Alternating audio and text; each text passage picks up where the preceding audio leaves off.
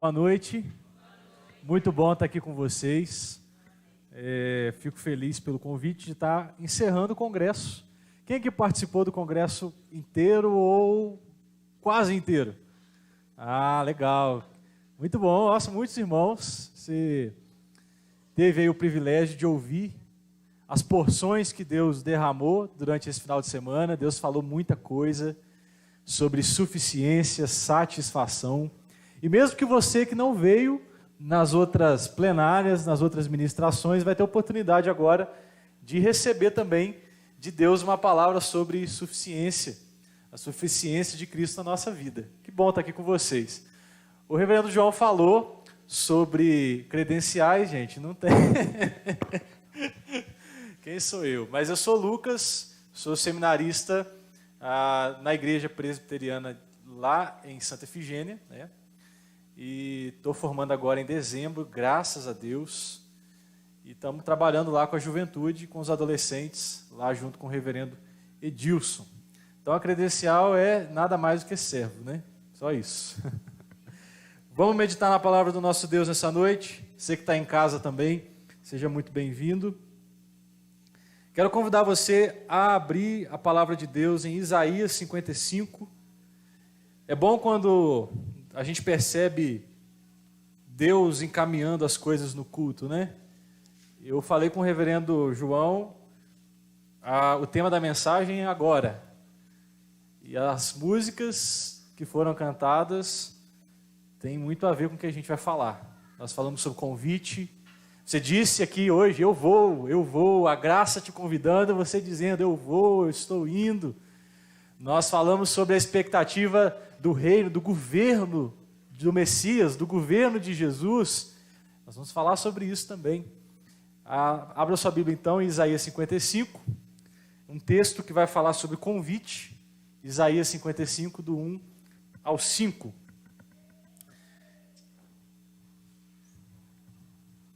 Eu vou fazer o seguinte, eu vou ler com vocês a versão aqui, que a minha aqui é outra. Todos vós os que tendes sede, vinde às águas. E vós os que não tendes dinheiro, vinde, comprai e comei. Sim, vinde, comprai sem dinheiro e sem preço, vinho e leite. Por que gastais o dinheiro naquilo que não é pão, e o vosso suor naquilo que não satisfaz? Ouvi-me atentamente, comei o que é bom, e vos deleitareis com finos manjares. Inclinai os ouvidos e vinde a mim, ouvi e a vossa alma viverá. Porque convosco farei uma aliança perpétua, que consiste nas fiéis misericórdias prometidas a Davi. Eis que eu o dei por testemunho aos povos, como príncipe e governador dos povos. Eis que chamarás a uma nação que não conhece, e uma nação que nunca te conheceu correrá para junto de ti, por amor do Senhor teu Deus e do Santo de Israel, porque este te glorificou. Vamos orar mais uma vez? Ó Deus, nós estamos aqui diante da sua presença e pedimos ao Senhor que fale conosco nessa noite, que ministre ao nosso coração aquilo que o teu Espírito quer falar, que o Senhor se apresente a nós de maneira especial, de maneira pessoal, para a sua glória nós oramos. Amém. Essa semana eu estava relembrando que um amigo casou recentemente e ele foi para Gramado passar a lua de mel. E assim, Gramado é sonho de muita gente, né? Eu, pelo menos, tenho muita vontade de conhecer o lugar lá. Pelas fotos parece ser um lugar fantástico. E ele decidiu ir com a esposa. Chegando lá, algo curioso aconteceu. Ele disse que ele estava passando pelas ruas, né, de Gramado, e aí, de repente, uma mulher abordou ele e a esposa. Era uma vendedora. E essa mulher foi muito insistente na venda dela. Ela estava vendendo um apartamento de luxo, e a proposta era muito boa, era um apartamento luxuoso, que ficava num condomínio murado, seguro, e um condomínio onde, muita gente vai gostar dessa informação, você não precisava andar muito para fazer compras. Então você saía do seu apartamento de luxo, e você se dirigia então ao supermercado, muito próximo, ali, né, na área do condomínio. Então você ficava ali mais perto para poder fazer sua compra e etc. Ele ficou muito entusiasmado em conhecer. Você ficaria também, não ficaria? Pelo menos lá para né? Tirar uma foto, assim, manhã no AP. E ele falou assim, uai, vamos conhecer, né? E a mulher, então, que estava vendendo apartamento, falou, olha, já que vocês têm interesse, vou pegar a ficha para anotar as informações, para entrar em contato e levar vocês no apartamento. E ela começou, nome, endereço, profissão. Qual que é a sua profissão? Aí ele disse assim, eu sou seminarista. Quase pastor. Por algum motivo, até hoje ele não recebeu a ligação da mulher. Não sei por quê. Queridos, foi um convite muito insistente, né? Muito insistente. E hoje nós vamos falar sobre um convite também muito insistente. O texto que nós lemos dá a impressão para nós de alguém que está nas ruas também. De alguém que está nas ruas clamando a um povo. Nas ruas dizendo para um povo, olha, venha. Vem conhecer o que eu quero te oferecer. Vem experimentar algo que eu posso te dar. As palavras do profeta Isaías, essa palavra do texto que nós lemos aqui, foi escrito a um povo que experimentaria juízo da parte de Deus. Isaías, ele está profetizando algo que aconteceria mais ou menos 100 anos depois do momento em que ele estava. O povo de Judá, na época de Isaías, era um povo muito rebelde, um povo, inclusive Deus chama esse povo, lá no capítulo 48, versículo 4, de um povo com testa de bronze. É um povo duro, é um povo que não se humilha, que não se arrepende, que não se dobra. E eles abandonaram a Deus. Isaías também diz lá no capítulo 45 que eles não reconheciam o amor divino. Deus estava sempre manifestando graça e o povo estava sempre adorando outros deuses, buscando suficiência, satisfação em outros lugares. Consequentemente, o Salmo diz para nós, Salmo 14, se eu não me engano, que se não há Deus, os homens fazem aquilo que eles querem. Não é assim? Se a sociedade, como a nossa diz, não há Deus, como a sociedade dos juízes, não havia rei, cada um faz o que quer, não há Deus, cada um estabelece as suas leis. Então, a injustiça social cresceu muito naquela época. Crianças eram mortas, você sabia, em sacrifícios pagãos. O homicídio cresceu naquele lugar. A infidelidade cresceu naquele lugar. O número de traição, o número de abandono. Uma sociedade que estava vivendo um verdadeiro caos por conta do seu próprio pecado. E Deus disse para eles, se vocês não se arrependerem, vocês receberão o meu justo juízo. E foi o que aconteceu. 100 anos depois, uma nação chamada Babilônia, uma nação muito forte, poderosa, invadiu Judá, destruiu a cidade e levou aquele povo como escravo para a sua própria nação. Só que Deus não apenas deu palavras futuras de um juízo. Deus também fez questão de dar palavras de esperança. Deus também fez questão de dizer ao povo, olha, vocês irão experimentar a consequência dos seus pecados, mas vocês também vão experimentar a minha graça em meio ao caos de vocês. E foi isso que aconteceu. Depois de aproximadamente aí 70 anos, naquele cativeiro, naquela escravidão, eles estavam agora na iminência de serem libertos da escravidão. E aquelas palavras antigas que Isaías profetizou há muitos anos atrás, ainda estavam clamando pelas ruas.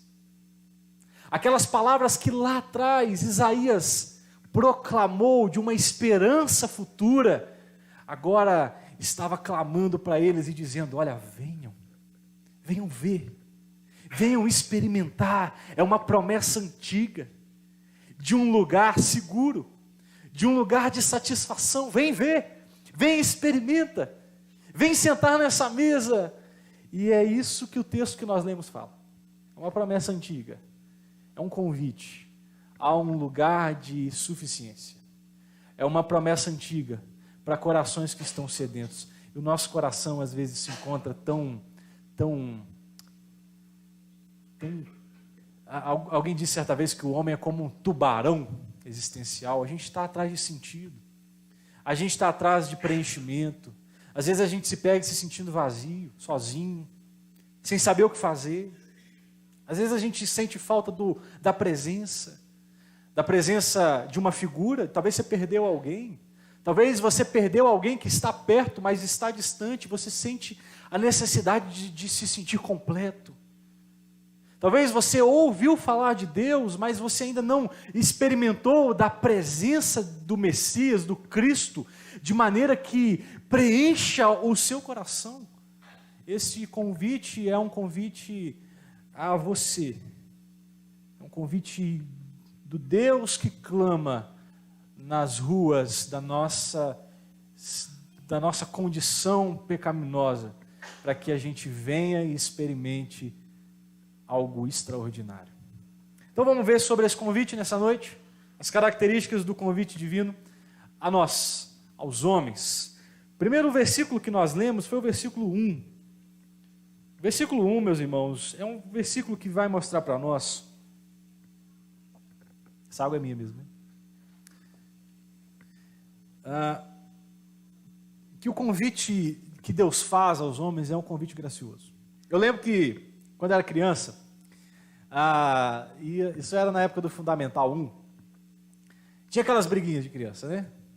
Com a cara da pessoa, e a pessoa implicava com você, e aí você implicava com a pessoa. E aí chegou a época de aniversário. Inclusive está chegando, 16 de dezembro, se alguém quiser me enviar aí, brincadeira. Chegou na época do aniversário, e eu fui convidar as pessoas da minha escola. Eu convidei as melhores pessoas para mim, as pessoas que eu gostava, e aquelas pessoas que eu tinha algum tipo de implicância, ou que implicaram comigo, deixei de fora. Por vingança ali, né? Você fez comigo, agora eu faço com você também. Ainda bem que Deus não faz assim com a gente, não é verdade? Porque se Deus tivesse agido assim com Judá, Deus jamais teria os convidado para alguma coisa. Perceba que quem está sendo convidado aqui são pessoas secas, ressequidas. Ele diz: todos vós que tendes sede. Quem está com sede é porque está faltando água. E eles estão secos por quê? Por conta dos seus pecados. E a graça continua chamando, né? Todos vós que tendes sede. E os que não têm dinheiro são pessoas pobres. Mas não são pessoas pobres de dinheiro. São pessoas pobres de alma. São pessoas pobres por causa do pecado. São pessoas pobres por causa da ausência da maior riqueza que um ser humano pode ter, que é a presença amiga do Deus bendito. Eram pessoas que, se talvez nós tivéssemos que escolher, nós não escolheríamos.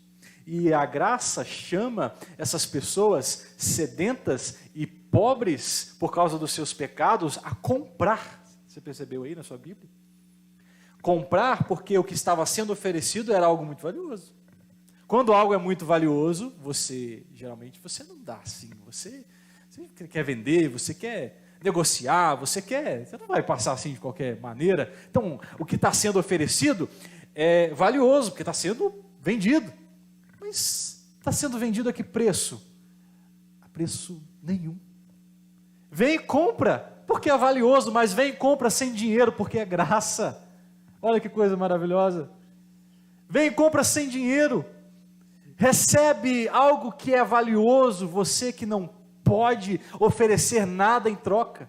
Você que não tem nada que se compare ao que está sendo oferecido, você pode experimentar isso. E esse convite gracioso não foi apenas feito no Antigo Testamento. O Novo Testamento também ecoa para nós, ensinando que o convite é gracioso também no Novo Testamento. Você se lembra em João capítulo 4, Jesus e uma mulher de Samaria. Jesus encontrou uma mulher que estava seca nos seus pecados. Uma mulher que foi num poço buscar água, mas a sua alma estava ressequida há muito tempo. Uma mulher que estava tentando buscar suficiência, satisfação em relacionamentos. Ela passou por 5 relacionamentos, com 5 homens diferentes, mas o coração continuava sedento.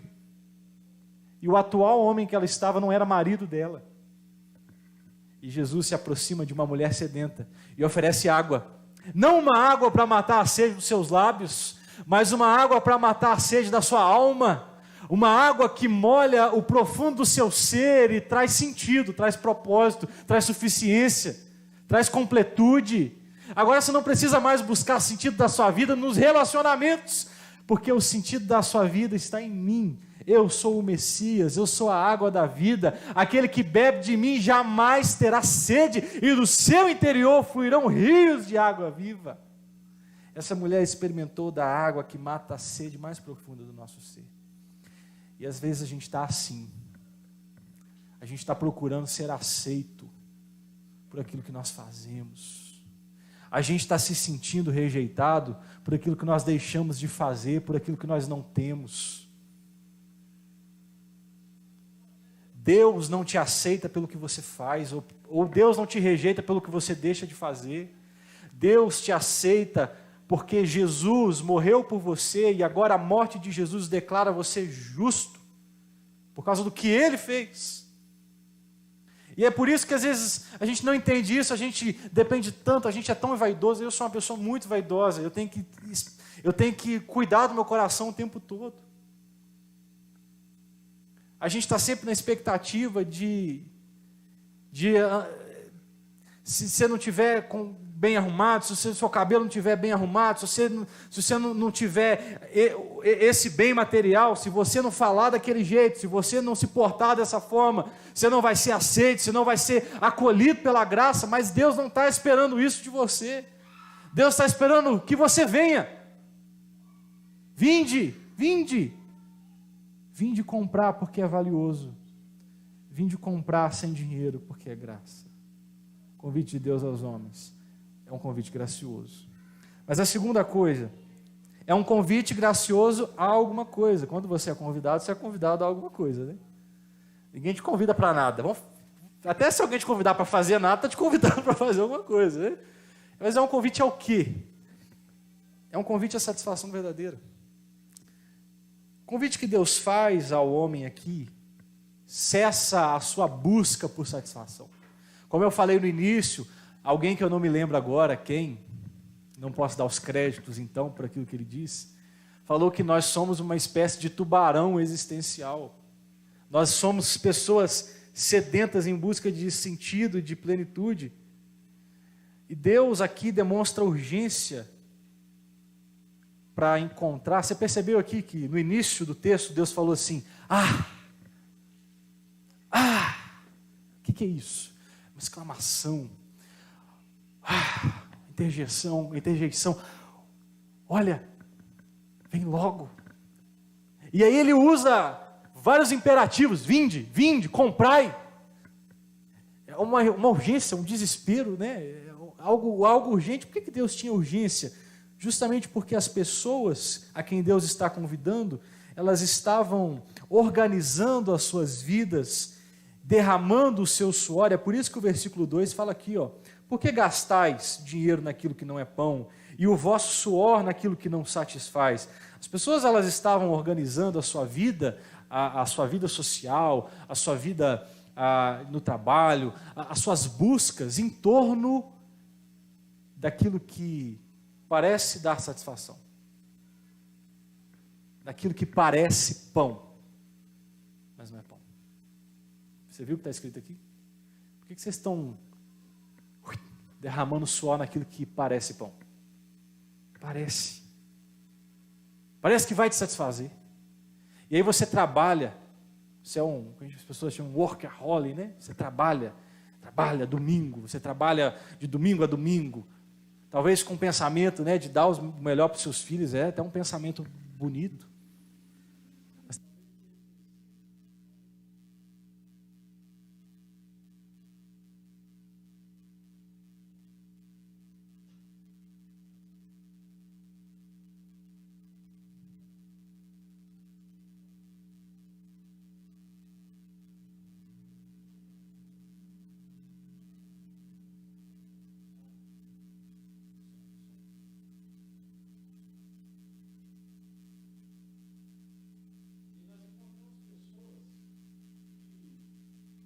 trabalham domingo a domingo, porque isso de alguma forma gera algum tipo de satisfação.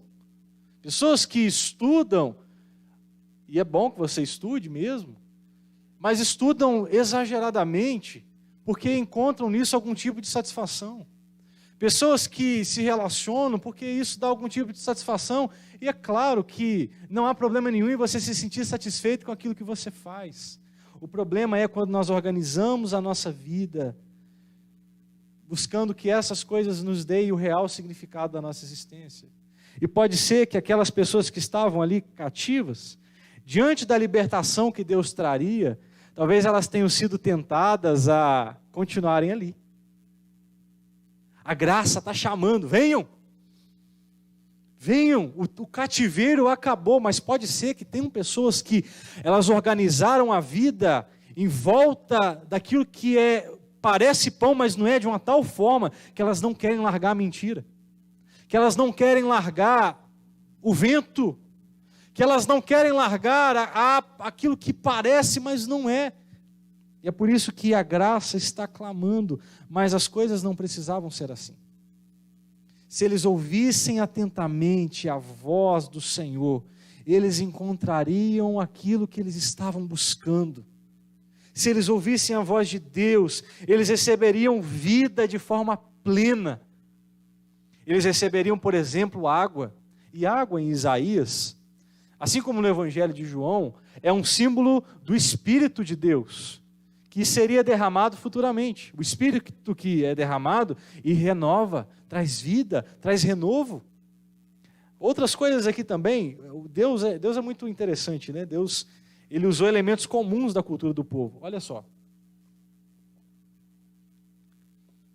Deus diz assim, olha, vocês vão se deleitar, vocês vão comprar sem preço vinho e leite. Vinho, na cultura dos judeus, era sinal de alegria, plenitude de alegria. Venham e comprem o que está sendo oferecido, porque o que está sendo oferecido dá a vocês o derramar do Espírito, a vida, mas dá a vocês plenitude de alegria. E ele diz também, olha, venham e comprem leite, finos manjares, ou, não sei se está assim na sua Bíblia, alimentos gordurosos, que são símbolos de nutrição espiritual. Você tem que perceber a preciosidade do que está sendo oferecido. Venham para que vocês sejam salvos. Mas não apenas sejam salvos, mas para que vocês recebam tudo o que é necessário, para que vocês cresçam, para que vocês sejam nutridos continuamente, para que vocês sejam salvos aqui, satisfeitos aqui, mas sejam satisfeitos também conforme a vida for seguindo. Porque às vezes parece que nós não precisamos do Evangelho, nós que somos crentes, né? Parece que só quem precisa do Evangelho é o não crente. Nós precisamos desse alimento continuamente, para que o nosso coração continuamente seja satisfeito. E talvez seja por isso que nós estamos tão insatisfeitos, porque está faltando o alimento, o Evangelho, o leite na nossa dieta espiritual, para saciar a fome do nosso coração, para saciar a sede do nosso coração.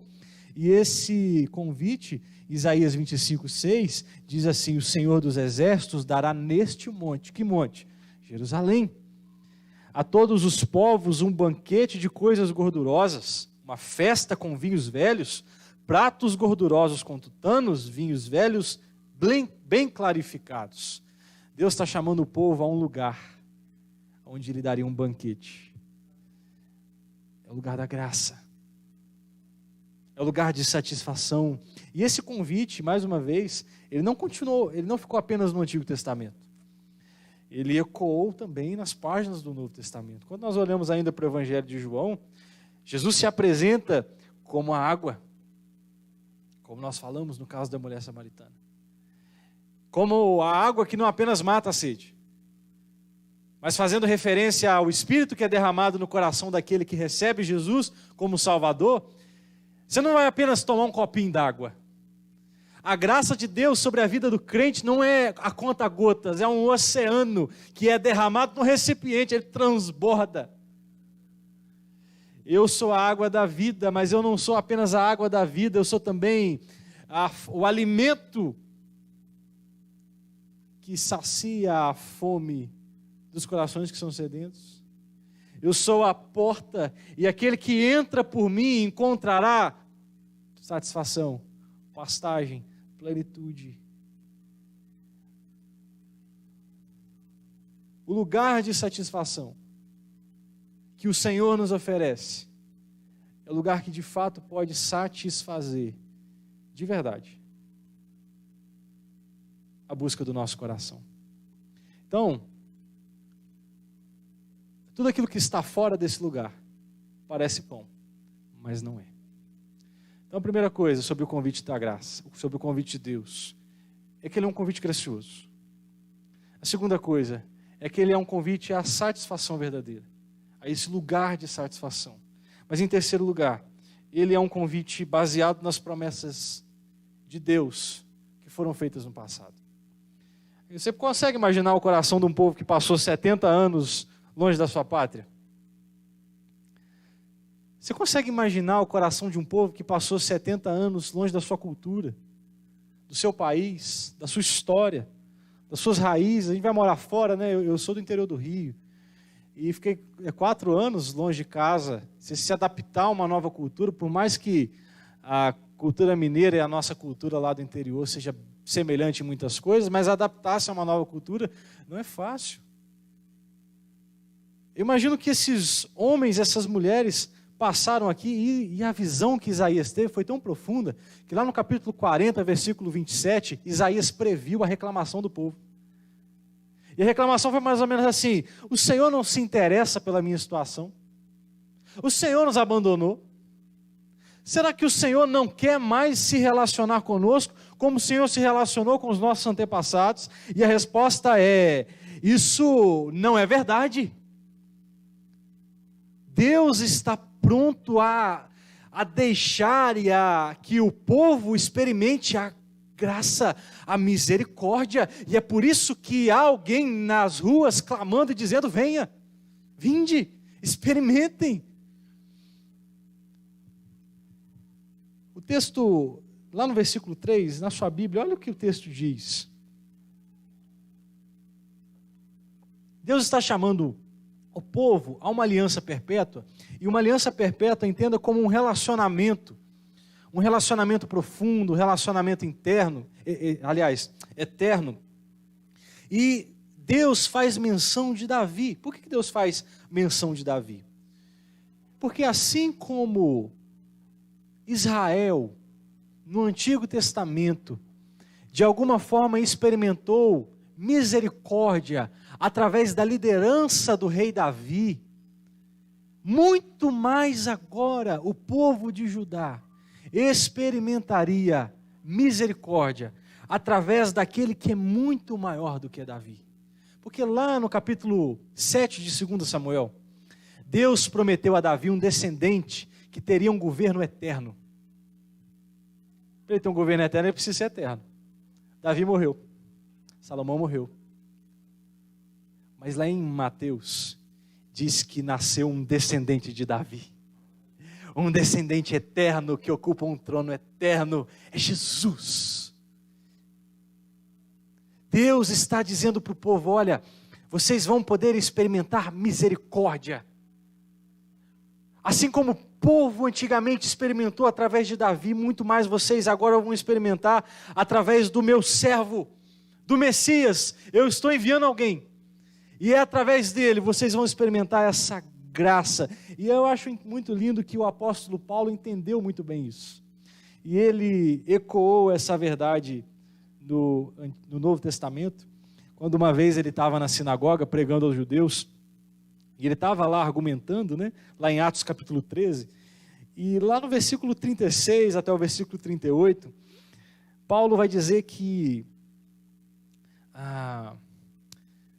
Davi cumpriu o seu propósito para a sua geração. E Davi morreu. O seu corpo se decompôs. Porque esse é o caminho natural de todos os homens. Mas veio alguém maior do que Davi. Ele morreu, mas Deus o ressuscitou dos mortos. E é através dele que não só o povo do Antigo, mas o povo do Novo Testamento também pôde experimentar a misericórdia. E é através dele, do Messias, do servo, que nós também podemos experimentar misericórdia. Essa graça que nos é oferecida pelo Senhor. Então deixa eu te dizer uma coisa, talvez você tenha se decepcionado já na sua vida com diversos relacionamentos que foram te oferecidos. Talvez alguém te deixou, te abandonou. Talvez alguém te fez promessas e não cumpriu. Frustrou expectativas. Talvez você se tornou uma pessoa que você desconfia de qualquer convite que te é feito. Mas saiba de uma coisa, o convite que Deus está te fazendo não é um convite superficial. O convite que Deus está te fazendo não é um convite baseado numa ideia que surgiu da noite para o dia. O convite que Deus está te fazendo nessa noite é para participar de algo que Ele está fazendo desde muito tempo na história. Deus está sendo suficiente para muitas pessoas ao longo da história. E Ele está chamando você para fazer parte dessa geração. Geração de pessoas satisfeitas. Geração de pessoas que experimentam suficiência nele. Deus está te chamando para fazer parte da história da graça. E é por isso que a graça está pelas ruas te convidando, venha. Venha e compre. Venha e compre sem preço. Venha e compre sem preço satisfação, vida, alimento espiritual. Venha e compre sem preço profundidade de vida, por meio do Evangelho de Jesus. Venha e compre sem preço, por meio de promessas que foram feitas no passado. Lá no passado, quando Deus prometeu, Deus viu você.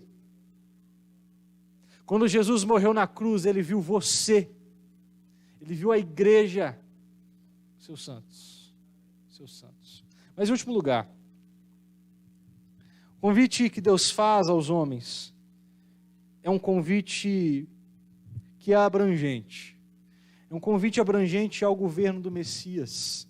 Hoje aqui foi cantado e foi falado sobre fazermos parte do governo de Jesus. Fazemos parte da autoridade de Jesus. Quem é o Messias prometido no Antigo Testamento? Jesus. Pense na vida que Deus tem para o homem. Como eu falei, a vida que Deus tem para alguém não é gotinhas. A graça não é derramada por gotinhas, a graça é derramada do alto de uma forma que extrapola as expectativas do nosso coração. Eu fico imaginando que depois de anos debaixo de um governo idólatra, como nós falamos, organizando a sua vida, a sociedade, o seu trabalho, as suas expectativas do futuro, se fosse na nossa época, né, a sua faculdade, né, as suas expectativas aí, juntando dinheiro para comprar alguma coisa, depois de anos organizando a sua vida em torno daquilo que parece pão, Deus convidou a esse povo não mais a estar debaixo de um governo tirano, mas agora está debaixo de um novo rei, a fazer parte de um lugar, a adentrar as portas de uma cidade, aonde quem governa é alguém majestoso. E mais uma vez ele faz referência a Davi aqui. Mais de uma vez ele faz referência a Davi. Porque no passado, olha que coisa interessante, Israel recebeu de Deus uma missão. A missão era, olha, vocês têm que proclamar às nações o governo do Senhor. Vocês precisam mostrar para as pessoas quem é o Deus de vocês. Israel falhou gravemente nisso. Israel estava mais preocupada em ser a nação de Deus, o povo escolhido de Deus, e rejeitar quem não era. Quem não era daquele povo, nascido com o sangue de Abraão. Então o senso de superioridade cresceu, eles falharam na missão de chamar os povos para vir fazer parte desse lugar onde o Senhor governa. Sabe o que Deus fez? Deus então levantou Davi. Davi, que o texto diz aqui, de alguma forma ele cumpriu isso. Ele foi um rei, ele liderou a nação, e através das suas conquistas, Davi então mostrou para as nações que de fato o Deus de Israel é o Deus verdadeiro. Sabia que antigamente a mentalidade era assim, você tinha 2 exércitos, né? E cada exército tinha o seu Deus. Então o exército que vencesse, é porque o Deus do exército vencedor era mais forte do que o Deus do exército perdedor. Então, com as vitórias militares de Davi, de alguma forma ele proclamou para as nações que de fato o Senhor é poderoso. Ele foi rei, ele foi uma espécie de profeta. A gente sabe que Davi não foi perfeito, né, gente? Teve lá suas falhas, escorregou, não cumpriu com plenitude, né, a sua função. Mas Davi, ele não era o Messias prometido, ele era uma sombra. E a gente sabe que a sua sombra não é exatamente você. Não é? Quando você se relaciona com uma pessoa, você quer se relacionar com a pessoa, não é com a sombra dela. Então Davi, ele era uma espécie de sombra. Ele estava apontando para alguém muito superior que viria. E esse alguém muito superior que viria é chamado por Isaías, lá no capítulo 53, de o servo sofredor, que através do seu sacrifício perdoaria os pecados do povo e daria a esperança da restauração de Jerusalém, a restauração da cidade destruída. Mas no capítulo que nós lemos, você percebeu que o Messias não aparece como servo sofredor? Ele aparece na figura de Davi como um rei, como um governante, como alguém majestoso, alguém que é um rei, mas é um profeta, porque olha para a sua Bíblia, o que está escrito aí? Versículo 4 e 5, chamarás uma nação que não conheces, e uma nação que nunca te conheceu, correrá para junto de ti, por amor do Senhor teu Deus, do Santo de Israel, porque este te glorificou. Deus prometeu a alguém que governaria sobre um lugar, e o seu governo mostraria para as pessoas, não somente para o povo judeu, mas para todos os povos, que mesmo aqueles que não nasceram nesse lar, que tem o sangue de Abraão, pessoas que nasceram num lar pagão, pensando nos nossos dias, pessoas que nasceram em religiões idólatras, podem experimentar a graça também. É por isso que você está aqui. É por isso que eu estou aqui. Porque a salvação, ela não ficou restrita apenas aos judeus. A graça e o governo do Messias, ele é abrangente, ele é a nós também. Gentios, estrangeiros, pessoas de fora, que foram aproximadas. Esse convite de Deus é para que você adentre as portas de um lugar aonde há um governante, aonde há um rei que governa para pessoas diversas, judeus e gentios. É um governo justo, é um governo misericordioso, é um governo pleno, é um governo que governa com santidade, é um governo que governa para a glória de Deus e para o nosso bem. É um convite a um lugar onde não há corrupção. É um convite a um lugar onde não há expectativas frustradas com o governo. É um convite a se submeter ao senhorio do Messias, ao senhorio de Jesus Cristo. Então, meus queridos, a graça está pelas ruas, chamando os homens a abrirem mão do governo da sua própria vida. Sabe o que acontece às vezes? É que a impressão que eu tenho é que a graça governa as nossas vidas aos domingos. E quando nós saímos daqui, nós retomamos o controle. Parece que o Evangelho de Jesus não tem nada a dizer sobre a maneira como você lida com a sua esposa, a maneira como você lida com o seu marido, com os seus filhos. Parece que o Evangelho de Jesus não tem nada a dizer sobre a maneira como você trabalha, sobre a maneira como você estuda, sobre a maneira como você lida com a sua sexualidade.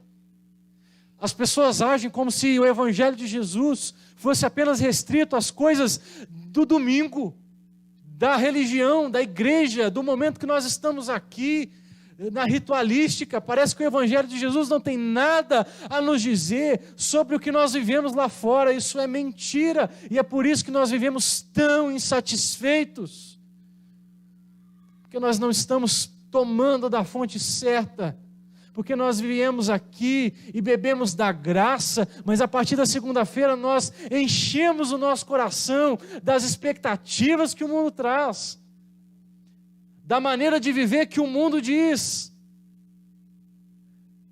do modelo que o mundo indica para nós, e nós continuamos pessoas insatisfeitas, porque nós não estamos nos submetendo ao governo do Messias. Você precisa submeter o seu coração ao Messias. Você precisa submeter a maneira como você enxerga a sua identidade ao Messias. Você precisa se submeter à maneira como o Messias diz que é o padrão de família. A maneira como o Messias diz que os filhos devem ser criados, como a família deve se tratar. O que o Messias, o governante, o rei, diz sobre a maneira como você conversa, sobre os assuntos das suas conversas. Porque se Jesus é apenas o Senhor do nosso domingo, Ele não está sendo o Senhor da nossa história, nós não estamos fazendo parte da história de Deus.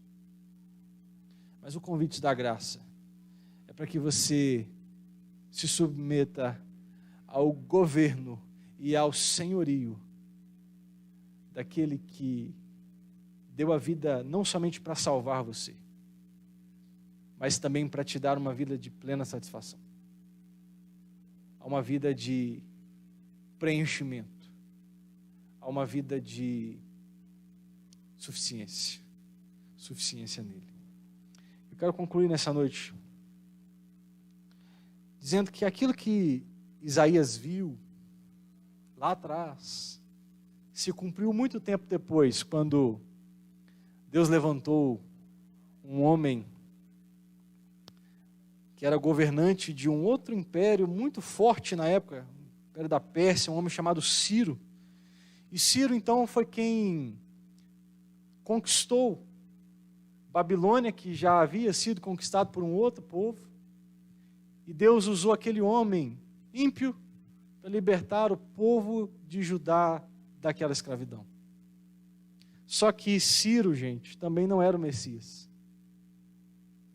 Quando Judá retornou para a reconstrução da sua Jerusalém, eles ainda não haviam chegado exatamente no lugar onde o Messias de fato governa. O Messias chegou e o seu reino chegou quando quando as pessoas do Novo Testamento ouviram a notícia dizendo que nasceu um menino, que o governo está sobre os seus ombros. É o rei. E o que dizem a respeito do rei? É chegado o reino, é chegado o lugar, é chegado o momento aonde o governo está sendo estendido às nações. O Messias chegou. E deixa eu te dizer uma coisa, nós estamos aguardando ainda o momento onde o Senhor Jesus irá manifestar o seu reino, o seu governo de maneira plena, irá restaurar todas as coisas, fazer a nova Jerusalém. Mas nós aqui hoje já experimentamos do seu reino, do seu governo. E o seu reino não é visível, não é uma instituição, é espiritual. E é por isso que nós precisamos nos submeter a ele. Nessa noite eu quero que você vá para casa, depois de tudo que você ouviu nesse final de semana. Você foi desafiado no sábado à tarde, você foi desafiado no sábado à noite, você foi desafiado hoje de manhã. A graça está clamando aos seus ouvidos. A graça está dizendo, vinde, venha, compre, beba, compre água, vinho, leite, finos manjares. Você não precisa mais viver vazio, você não precisa mais viver distante, você não precisa mais viver do seu jeito, você não precisa mais viver como se a vida e tudo mais dependesse do que você tem ou do que você não tem. Você pode experimentar suficiência, você pode experimentar satisfação, você só precisa se submeter ao senhorio do Messias. Você precisa dizer para Ele: olha, eu vou me submeter. Eu vou me render, eu vou querer parar de viver por mim mesmo. Eu vou querer parar de querer ser o Senhor da minha vida, da minha história, para que o Senhor governe com intimidade, com proximidade a minha existência. A graça está clamando.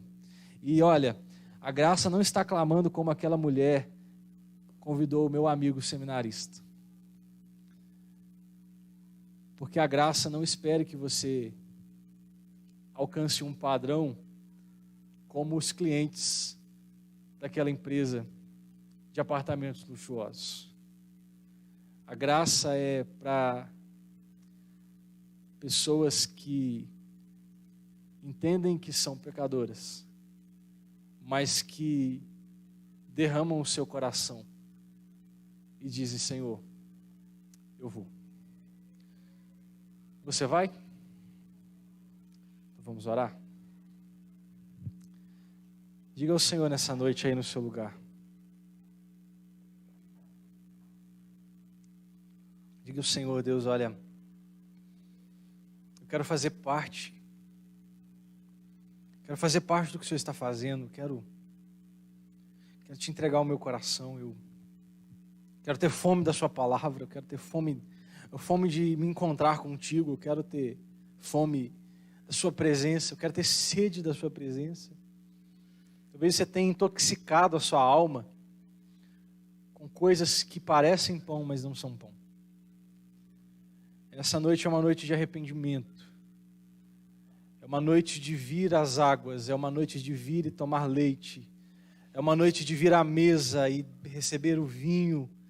Essa é uma noite de vir e de se alimentar da mesa do Senhor e se submeter ao Senhor e dizer: governa, eu não quero mais governar por mim mesmo. Que seja feita a sua vontade, que seja de acordo com os seus padrões, que seja para a sua glória, que o Senhor seja glorificado em mim, enquanto eu me torno satisfeito em Ti, Senhor. Esse é o desejo do nosso coração. É isso que nós ansiamos, Deus. É que enquanto nós nos submetemos ao Seu senhorio, o Senhor vai sendo glorificado e o nosso coração vai se enchendo de plenitude, plenitude do Espírito, plenitude de alegria, plenitude de suficiência em Ti, satisfação em Ti. Faça isso em nós. Que corações sedentos sejam saciados nessa noite, que corações famintos sejam, ó Deus, saciados com o alimento do céu, em nome de Jesus. Que isso continue durante a nossa semana. Que o Senhor continue nos saciando, que o Senhor continue nos satisfazendo, não com uma espécie de egocentrismo, mas porque a nossa suficiência e a nossa satisfação, o nosso pão é o Senhor. É isso que nós queremos, é isso que nós clamamos, em nome de Jesus. Amém.